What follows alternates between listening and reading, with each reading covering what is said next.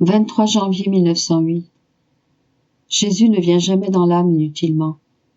L'âme, qui tergiverse, donne le temps et l'espace à l'ennemi pour gagner la bataille.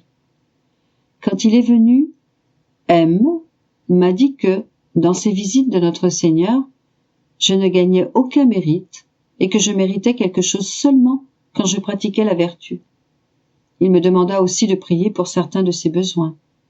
Dans le cours de la journée, je me sentais interpellée par ses propos.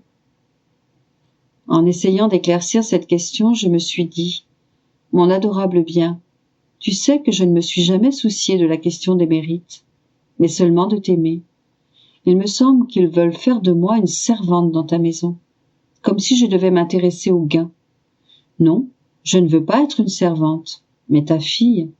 Mieux encore, je veux que tu sois mon bien-aimé, et moi, que je sois tout à toi. Mais cette pensée me revient souvent. Par la suite, alors que j'étais dans mon état habituel, mon Jésus béni vint et me dit « Ma fille, M ne t'a pas dit la vérité.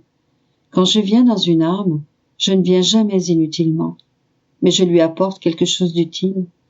Tantôt je lui parle des vertus, tantôt je la corrige, tantôt je lui communique ma beauté, de telle manière que toute autre chose lui paraisse laide, etc. Et même, si je ne dis rien à cette âme, il est certain que l'amour continue à se développer en elle. Plus elle m'aime, plus je l'aime en retour. J'ajouterai que les mérites de l'amour sont si grands, si nobles et si divins, que comparés aux autres mérites, ils sont d'or pur, alors que ces derniers sont de plomb. Quand M vient te voir, il ne vient pas comme une statue, et en conséquence, il essaye de te dire des choses et de te faire du bien, mais il le fait à la manière d'une créature. Et moi, qui suis le créateur, est-ce que je ferais des choses inutiles? À ce moment, je me suis souvenu des intentions que M m'avait recommandées, et j'ai prié le Seigneur pour qu'il lui réponde. Pendant que je faisais cette demande, il me sembla voir M avec un vêtement couleur argent et un voile noir descendant de sa tête et lui couvrant une partie des yeux. Et ce voile semblait s'étendre à une autre personne placée derrière lui. Je ne comprenais rien à tout cela, et Jésus béni me dit, « Le vêtement d'argent que tu vois sur lui est la pureté de ses intentions, et le voile noir, l'humain qui y est mêlé. L'humain qui s'y mêle est comme un voile qui recouvre la lumière de la vérité qui brille dans son esprit. Parfois, il le fait agir dans la peur ou l'amène à agir pour satisfaire quelqu'un d'autre, et non pas selon la vérité que ma grâce fait luire en son esprit. Je dis à Jésus, « Seigneur, accorde-lui ce qu'il demande, car il s'agit de quelque chose qui concerne beaucoup ta gloire. » Il répondit, « Pour une âme irrésolue, la remise au lendemain donne à l'ennemi le temps pour gagner la bataille, alors que de ne pas lui accorder le temps et se montrer résolu et inébranlable, lui ferme la porte et procure à l'âme le bénéfice de ne même pas s'exposer à la bagarre.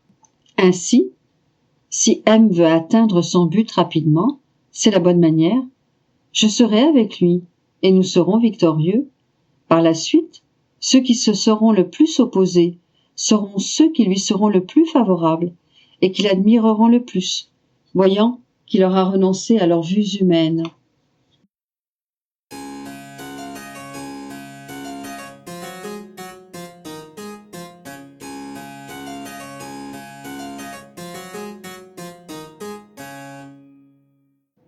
« 23 janvier 1924. Jésus entrelaça le fiat de la création avec celui de la rédemption, et il veut que le troisième fiat soit aussi entrelacé avec les deux autres. La volonté éternelle de Jésus prime sur son humanité. Je m'abandonnais totalement à la sainte volonté de Dieu en me disant, par son fiat créateur, la divinité forma tout l'univers, par lequel elle manifeste, à travers chaque chose créée, son amour envers les hommes. Par son second fiat, le fiat de la rédemption, Dieu nous a visités en donnant vie à chacun des actes du Verbe éternel. Le fiat de la création, et celui de la rédemption sont liés, chacun étant comme l'écho de l'autre.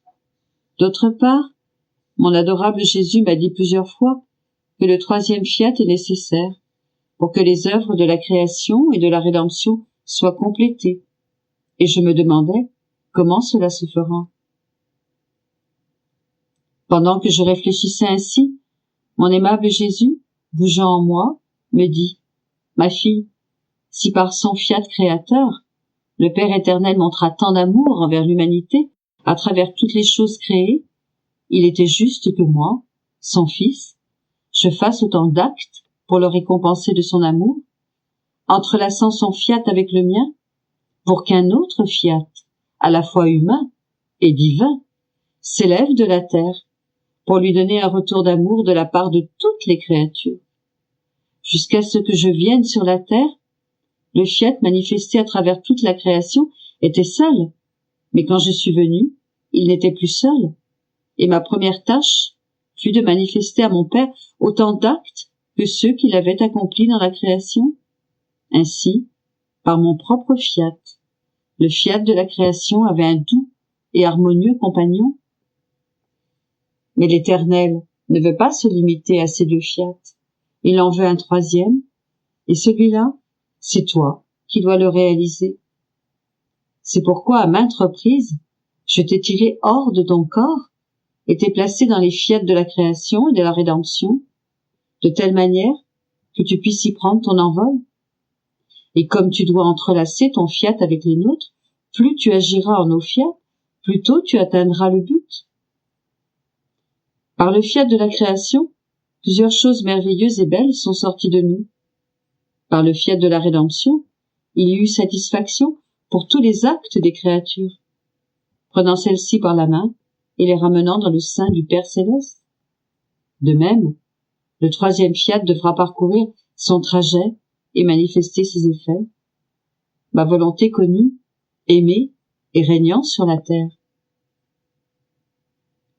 Chacun de tes actes que tu entrelaceras avec nos fiats sera un baiser humain que tu leur donneras, un renforcement du lien entre la volonté humaine et la volonté divine, de telle sorte que cette dernière puisse être connue et établir sa domination royale chez les hommes. Tout consiste à faire connaître la divine volonté. Le reste viendra par soi-même. C'est pourquoi je t'ai souvent recommandé de tout écrire ce que je t'enseignais sur ma volonté. Parce que la connaissance est la voix, et que la lumière qui en découle sert de trompette pour la faire entendre par ceux qui écoutent. Et plus la trompette résonne, et elle résonne d'autant plus qu'elle a de connaissances à manifester, plus de gens vont se précipiter vers elle. La connaissance prend l'attitude tantôt du prédicateur, tantôt du professeur, tantôt du père, tantôt de l'amoureux passionné. En somme, la connaissance a tous les moyens en son pouvoir pour entrer dans les cœurs, les conquérir et triompher de toutes choses. Et plus cette connaissance est vaste, plus de moyens elle a à sa disposition. Confuse par ce que j'entendais, je dis: mon doux amour, tu sais combien je suis misérable et dans quel état je me trouve. Je sens qu'il m'est impossible d'emprunter par mes actes le même chemin que les fiats de la création et de la rédemption. Jésus reprit: nos fiats ne contiendraient-ils pas tout le pouvoir qu'ils veulent? S'ils l'avaient pour la création et la rédemption, comment seraient-ils incapables d'agir en toi? Ce dont nous avons besoin, c'est ta volonté. Je vais graver mon fiat dans le tien, tout comme j'ai gravé mon fiat divin dans la volonté de mon humanité. Nous procéderons de la même manière. Ma volonté peut tout faire. À travers mon omniprésence, elle te présentera tous les actes de la création et de la rédemption, et toi, par tes actes, tu entrelaceras facilement le troisième fiat avec les deux autres. N'es-tu pas heureuse? Pendant qu'il me parlait sur sa volonté, mon adorable Jésus disparut comme éclipsé par une grande lumière, un peu comme les étoiles disparaissent sous le soleil éblouissant. Je lui dis: Jésus, ma vie, ne me parle pas de ta volonté, car ce faisant, tu t'éclipses à l'intérieur de sa lumière, et moi, je reste seul. Comment se fait-il que ta volonté me fasse perdre ma vie, mon tout? Jésus reprit. Ma fille, mon humanité a une grandeur moindre que ma volonté éternelle. Elle a ses frontières, et conséquemment, quand ma volonté infinie s'approche de toi, avec ses connaissances, mon humanité est comme éclipsée par cette lumière. C'est pourquoi tu ne me vois pas. Cependant, je reste toujours en toi, et j'ai plaisir à voir ma petite nouvelle-née de ma volonté éclipsée par la même lumière qui éclipse mon humanité. Nous sommes ensemble, mais parce que notre vue est embrouillée par la lumière éblouissante de la volonté suprême, nous ne pouvons pas nous voir l'un l'autre.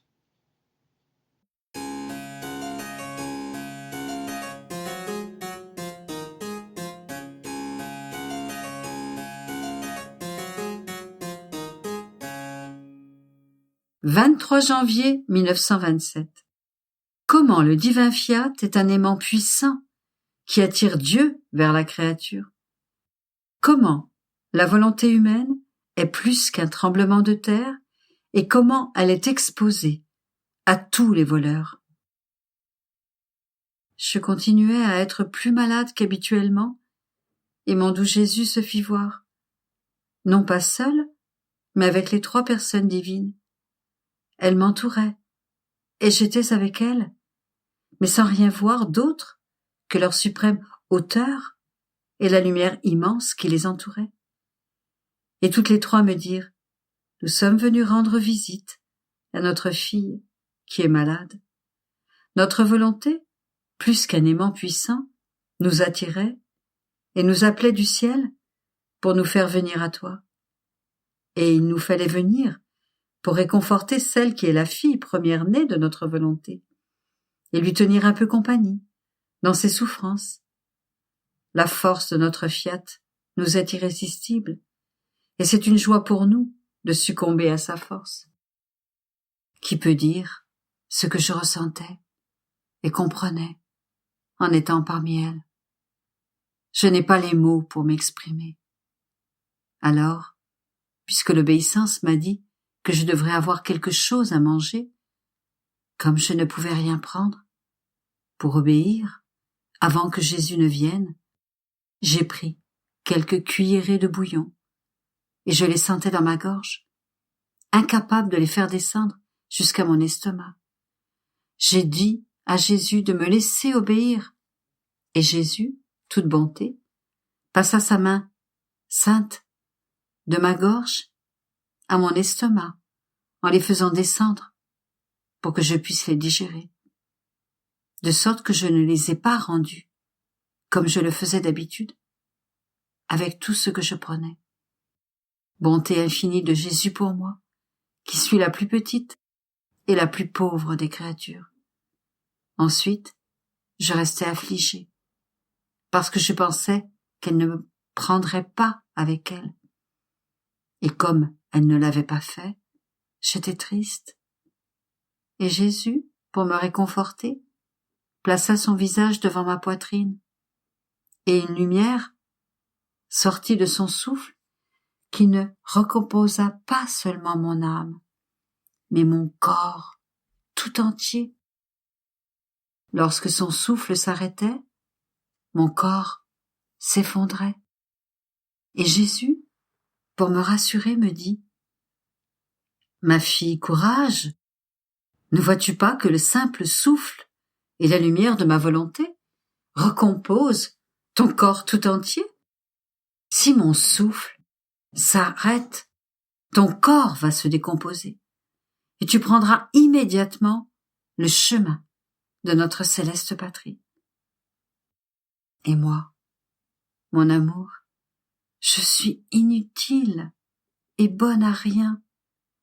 Ne vaudrait-il pas mieux que tu te débarrasses de moi en m'envoyant vers la céleste Jérusalem? » Et Jésus, toute bonté, ajouta, « Ma fille, tout m'est utile pour construire, même les gravats et les petites pierres. Cela vaut aussi pour toi. tout ton corps est un ensemble de gravats. Mais, vivifiés par le fluide vital du fiat éternel, tous deviennent précieux et d'une incalculable valeur, de sorte que je peux construire les villes les plus fortes et les plus imprenables à partir de ces précieux gravats. Tu dois savoir que lorsque l'homme s'est retiré de la divine volonté, en faisant la sienne, ce fut comme un grand tremblement de terre qui frappe une ville.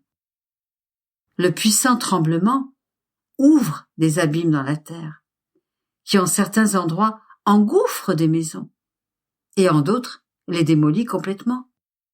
La puissance du tremblement ouvre les coffres les plus sûrs et déverse les diamants, les pièces, les choses précieuses, de telle sorte que les voleurs peuvent entrer et prendre ce qu'ils veulent.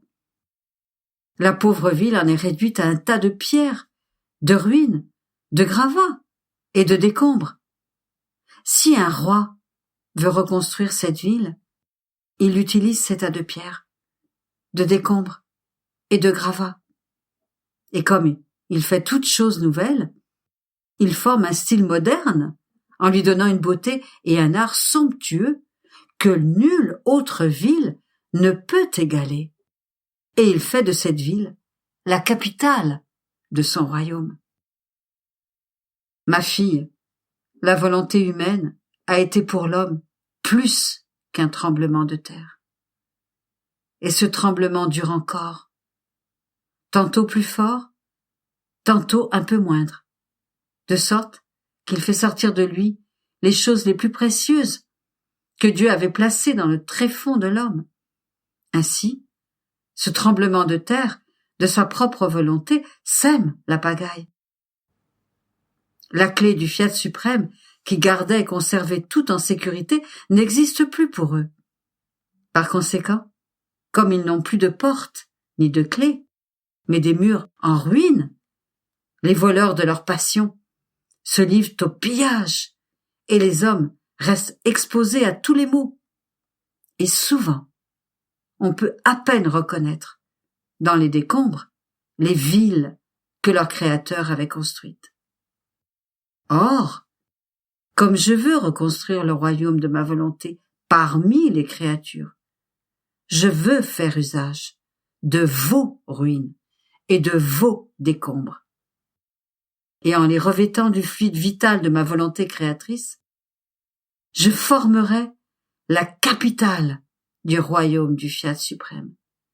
C'est en cela que tu m'es utile. N'es-tu pas heureuse?